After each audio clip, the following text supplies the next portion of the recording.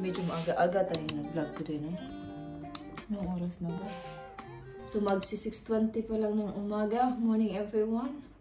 Maaga ako nagising, mga 5 pa lang.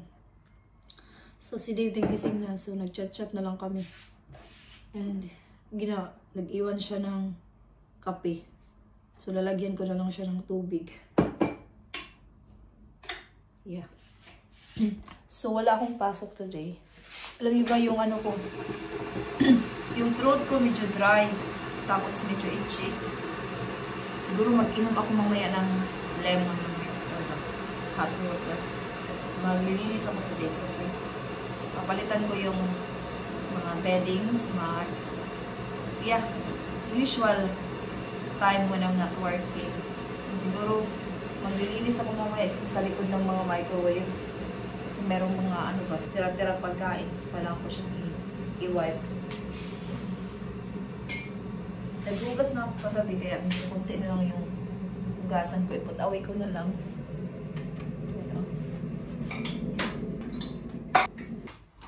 Tinanong ako ni Dave kanina kung kailan ko daw gusto magpakulay ng buhok. Gusto ko sanang magpakulay kasi yung buhok ko napaka-dark.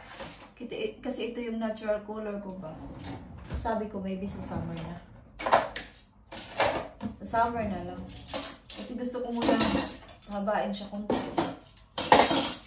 Sayang yung ibayad tapos short lang yung hair.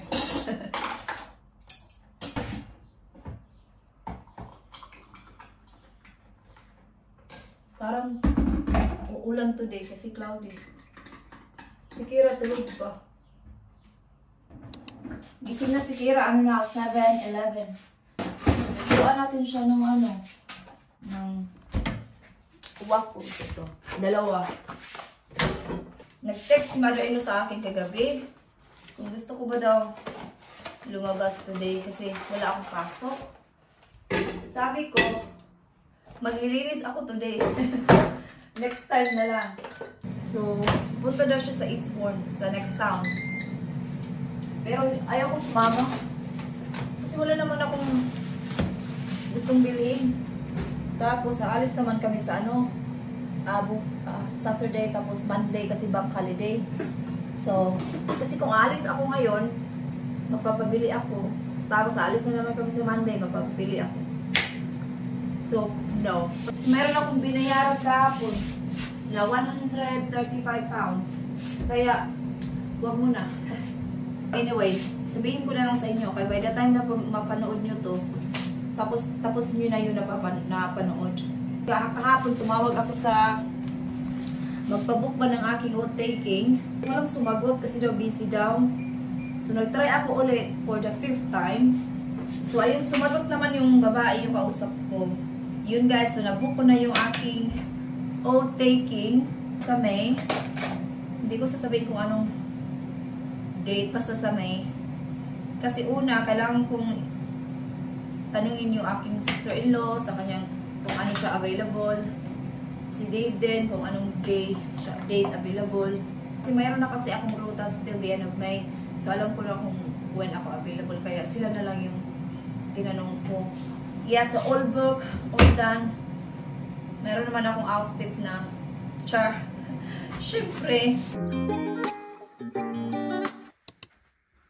So, I'm home. So, galing ako sa school. Tinrap ko si Kira. So, ngayon is, i-washing muna natin to. Tinanggal ko na kanina. And then, magpapalit din tayo sa kwarto namin. Kasi may bago akong beddings na nabili sa H&M. Pakita ko sa inyo. Dami kong labahan. Ito, pumunta ako sa Moresto ng isang araw. May nakita na naman ako, oh. Bago. So, kinuha ko na naman siya. Iunatin siya ng mga 1 hour. Day off feels. Day off pero naglilinis instead na mag-relax. Well, wala naman talagang kaibahan. Mag-day off ka man o may work, ganun pa rin pag nasa bahay ka. Sayang kasi yung oras ba?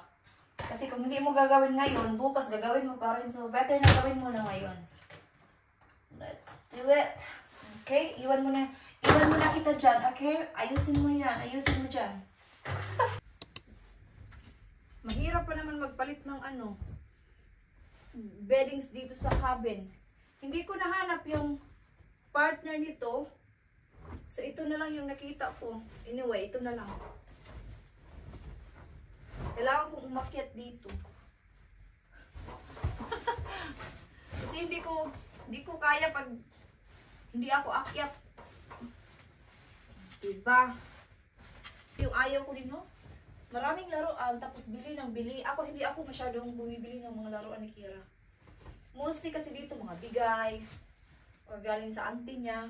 Single pa kasi siya. Si Kira kasi isulong ako.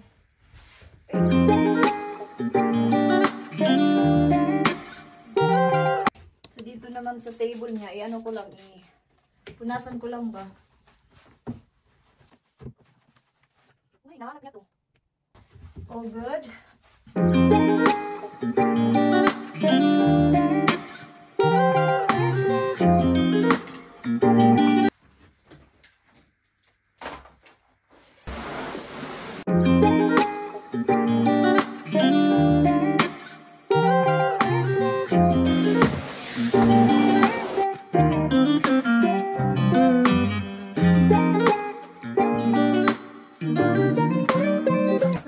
Sa kwarto ni Kira, doon na naman tayo sa kwarto namin.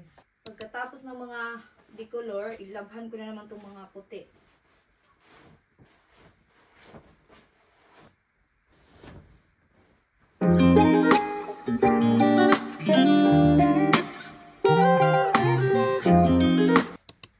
Yeah, so sa H&M ko siya nabili.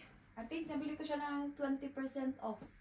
Kaya tingnan nyo na lang sa website nila, may iba-iba silang kulay.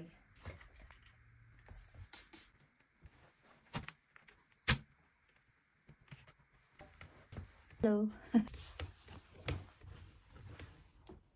Pagkatapos nito, kakain muna ako kasi nagutom ako. Medyo dark dito. Natin yun dyan.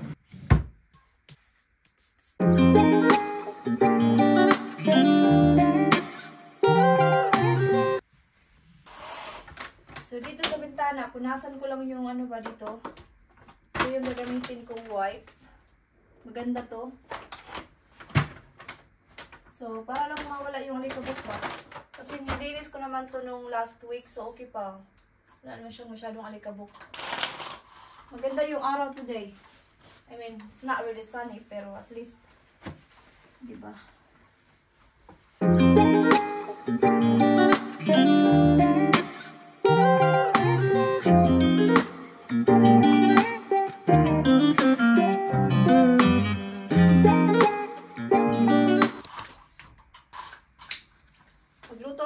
Kasi meron naman akong tuyo. Baka magluto ako ng tuyo. Yun na lang yung kakainin ko.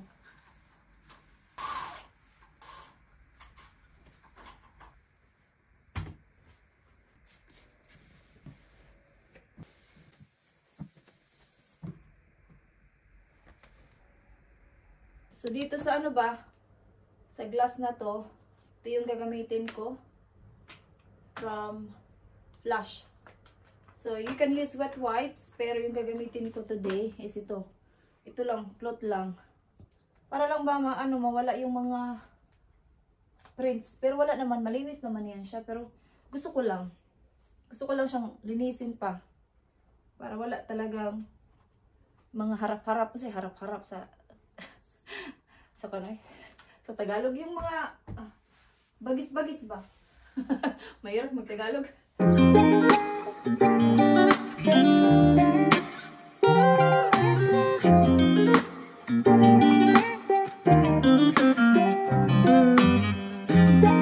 Hindi ko na siya in-sprayhan. Kasi malinis naman na.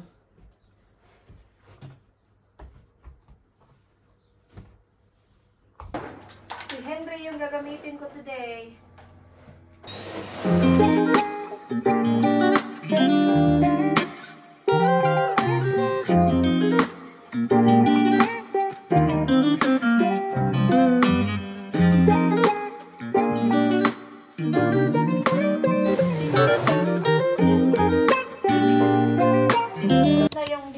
ito na namang mga puti. Second load na tayo.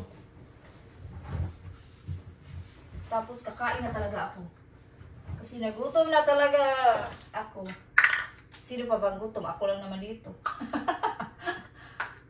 So, ito no. Lagyan natin. Tapos ito. Silang kulay green, mayroong kulay pink. Ito kasi parang may pagka-purple. Bilhin ko yung green next time pag naubos to. Wag muna kasi kung bili ako ng bili, dadami sila dyan sa cabinet. Pag naubos na.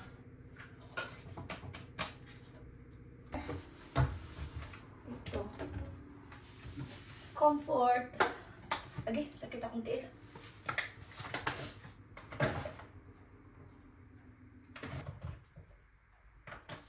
Okay, I'll see you in a bit. Bye. Bye. Meron pa pala akong labahan. Ito na yung mga last na talaga itong mga pamunas. Meron pa doon sa CR.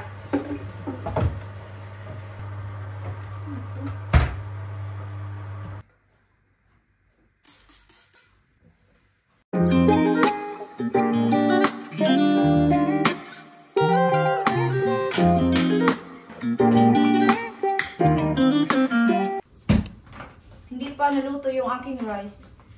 So magpunas muna tayo dito. Nakapag-vacuum na rin ako sa sala. Hindi ko na napakita sa inyo kasi nakalimutan ko.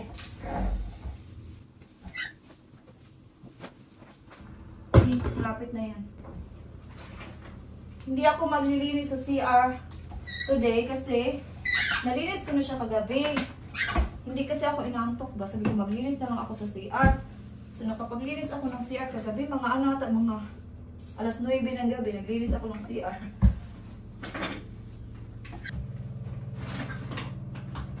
Pasa natin yung likod. Microwave banda.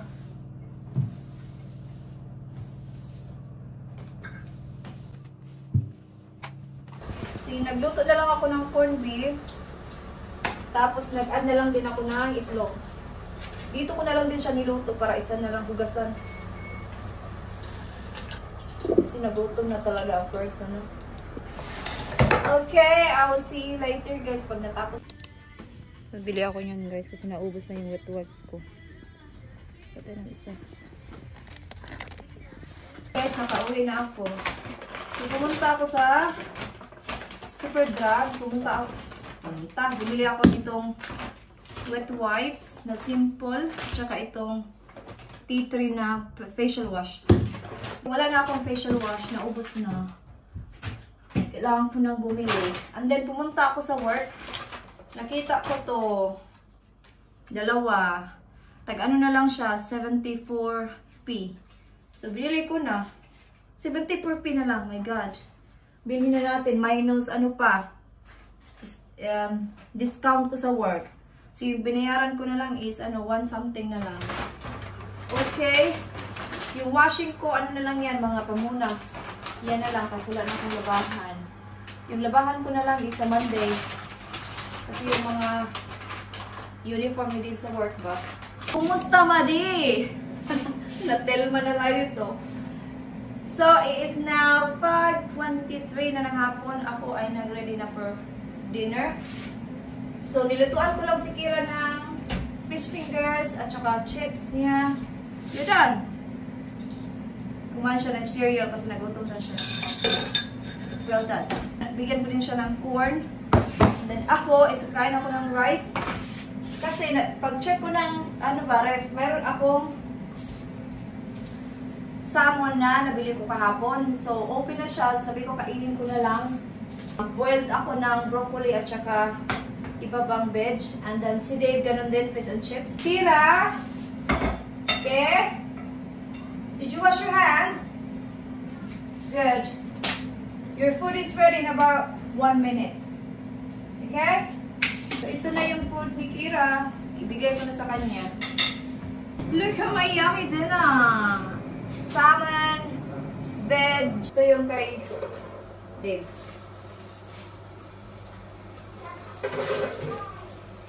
Friday fish fingers.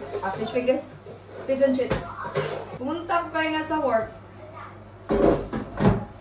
Hingi ako ng ano, chips. Thank you. That's your one. Tanggal na ako ng aking makeup kasi kailangan ko nang mag-wash ba. And then after nito is magtimpla si Dib ng tea. Tapos magtiti kami. And then bedtime. Maaga pa naman.